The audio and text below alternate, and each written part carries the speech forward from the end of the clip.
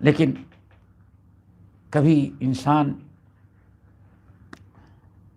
توکل اللہ کر کے اگر ان چیزوں کو استعمال نہ کرے، اللہ کی ذات توکل کو، اس کو ملامت نہیں کرنی چاہیے۔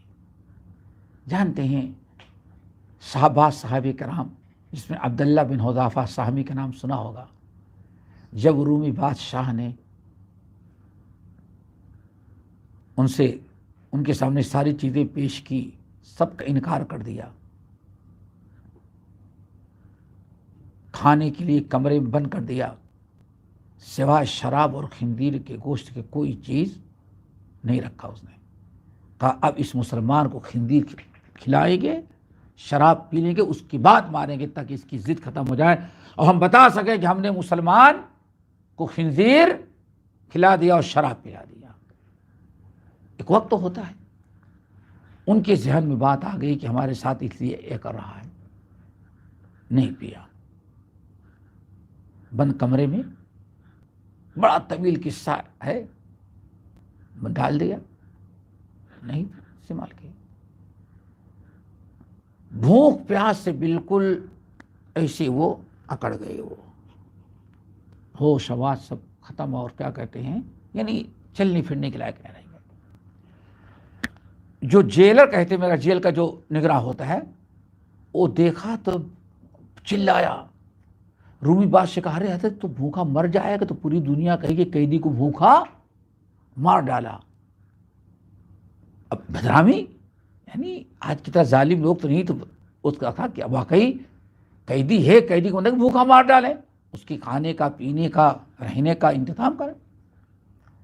اللہ اکبر، فوراً ان کو نکالا اور لایا، پانی دیا، کھانا دیا۔ جب کھا پی کر کے ہوش میں آئے تو اس وقت بادشاہ جو تھا عبداللہ بن حذافہ سہمی سے پوچھتا ہے کہ تمہارے یہاں اسلام میں ایسے وقت میں، مجبوری کی حالت میں، یہ دونوں حرام چیزیں تمہارے لیے ہم نے سنا ہے حلال تھی، لیکن پھر تم نے کیوں اپنے آپ کو مار ڈالنے کی فکر کی، کیوں نہیں استعمال کیا؟ اللہ اکبر، یہ تھا ایمان۔ کیا جواب دیا معلوم ہے؟ کہا کہ مجھے معلوم ہے قرآن کی آیت میں بھی ہے، ہمیں اسلام نے اجازت دی ہے، لیکن مجھے اندازہ لگ گیا تھا کہ میں کھاؤں گا تو تمہارا دل خوش ہوگا کہ ہم نے ایک مسلمان کو خنزیر کا گوشت کھلانے پر مجبور کر دیا، شراب پینے پر مجبور کر دیا۔ تو میں نے اپنے رب سے کہا رب میں جان دے دوں گا، لیکن کافر کو اپنی ذات سے اس ظالم بادشاہ کو خوش نہیں دیکھنا چاہتا۔ اللہ اکبر، ہاں یہ کہہ دیا، برجست تھا، حلال تھا، لیکن آپ خوش ہوتے۔ میں نہیں چاہتا کہ ہم ایسا کوئی عمل کر جسے ظالم کافر خود کو دل خوش ہو، اس سے چھوٹا۔ یہ اللہ نے شان بچائی، اخلاص عزت دیا، پھر آخر میں کہا اچھا ٹھیک ہے، بس ہمارے پیشانی کا بوسہ دے دو، ہم تمہیں فری میں چھوڑ دیتے ہیں۔ اللہ اکبر۔ میں نے کہا کہ نہیں، جتنے قیدی تیرے ملک میں موجود ہیں مسلمان قیدی، سارے مسلمان قیدیوں کو پہلے میرے سامنے لا کے کھڑا کر اور میرے ساتھ سب کو آزاد کر دے، تب میں تیری پیشانی چوم سکتا ہوں۔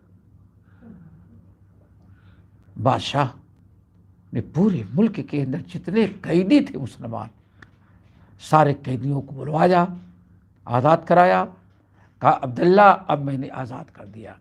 تو عبداللہ اٹھے اور اپنی زبان اس کے پیشانی پر رکھی، جتنا سوچا تھا بوسا وہ نہیں دیا۔ بس یہ اللہ نے اتنی مدد کی، استقامت کی برکت۔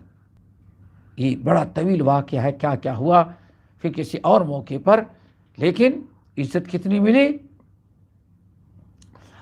حضرت عمر ابن الخطاب رضی اللہ تعالیٰ عنہ کا دور خلافت تھا، مسجد کے اندر بیٹھے ہوئے تھے سارے لوگوں کے ساتھ، عبداللہ بن حذافہ سہمی سارے قیدیوں کو لے کر کے مدینہ پہنچ گئے، کسی کو پتہ نہیں تھا۔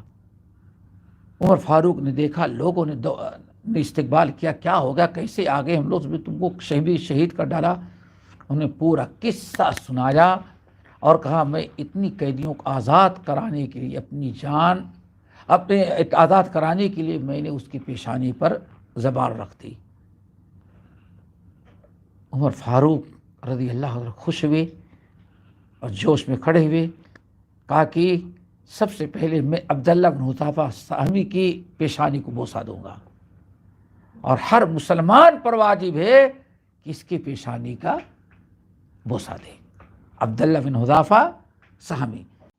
ہمارے چینل کو سبسکرائب کیجیے اور بیل آئیکن کو دبانا نہ بھولیے تاکہ آپ کو نئی ویڈیو برابر ملتی رہیں۔ لائک اور شیئر کرنا نہ بھولیے۔